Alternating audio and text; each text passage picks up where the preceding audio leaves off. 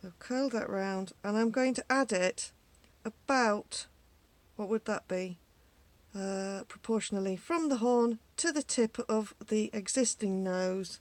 It's going to be about an eyeball's width in front of the horn.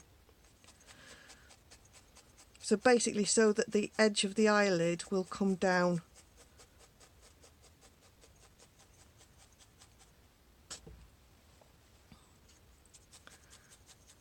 So that can be stabbed in yet. Look, there's still some give in it,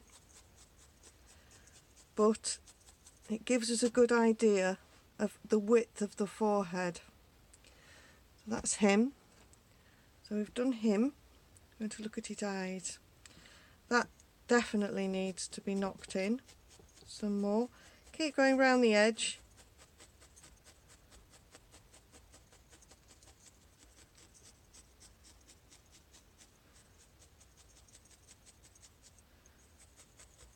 And by going round the edge, you see, you dome it. You're dragging those fibres in all the time and round. And then you don't flatten it out, because we don't want that.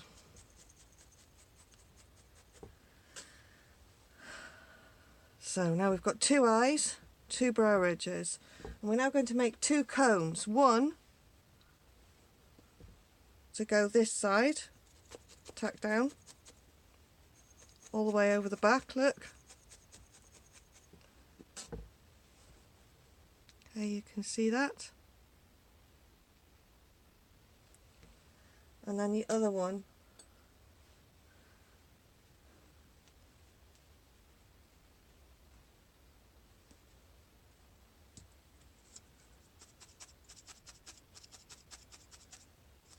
and then we're going to put a good old bonnet on the top of here, and that will help us smooth it all down. I'm going to sit him like that, prop him up.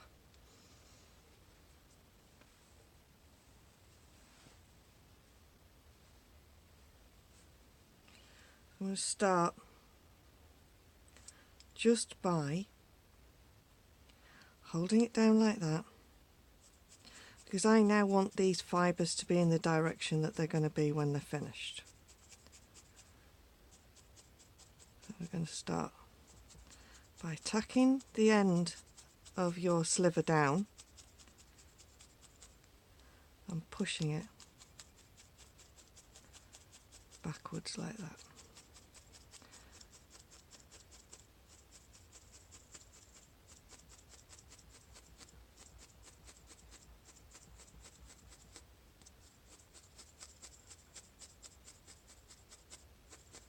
All the way over and down the back of his neck.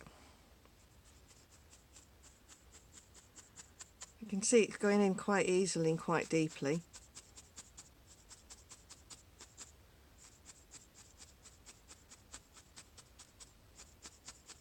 So I'm now, well, you can see as well, I'm now looking at it from here so that I'm kind of carving it. I can see the line I want it to take.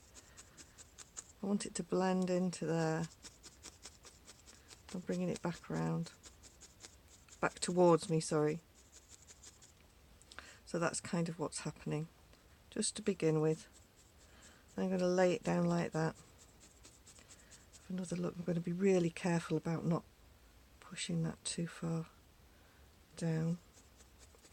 When you're doing anything that's a prey animal, you've got to remember that it's got to be able to look down its nose. So this is quite an accentuated triangular shape. If you look at my finished one, okay, you can see that if I block out its eyes, fortunately that it's a bit obscured by its horn, but you can see how wide it is and how much it comes to a point there.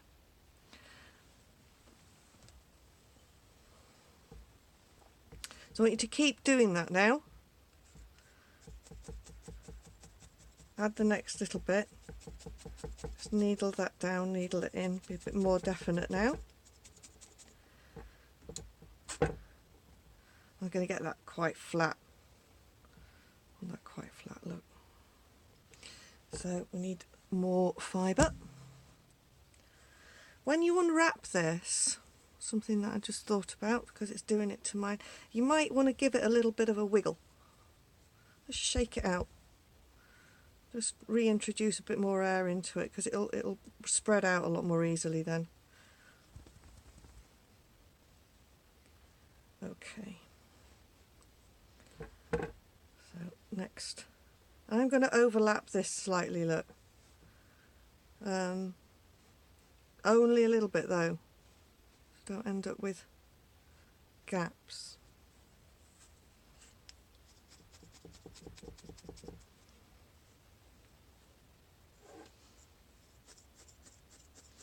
There's been a bit of black in the carder. You can just see from where they've processed it.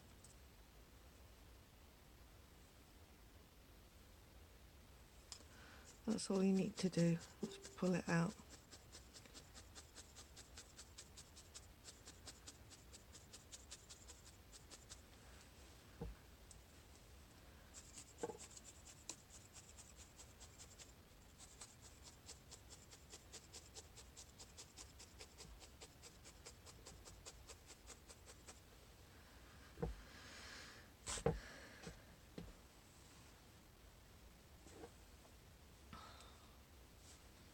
Get another little bit.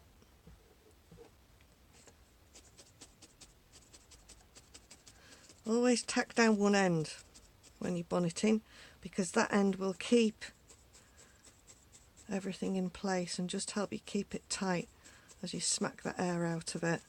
Because that's the whole point of it, is if you can get as much air out of your wool, it can make your life a lot easier. Okay, so you can see I'm blending it down there, and then do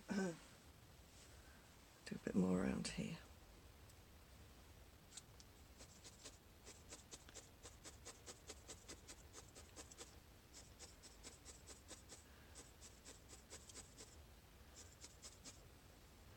And curl that up.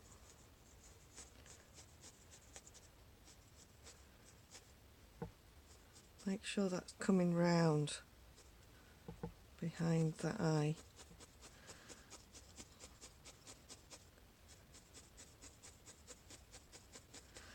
Okay, so I want you to do that on both sides.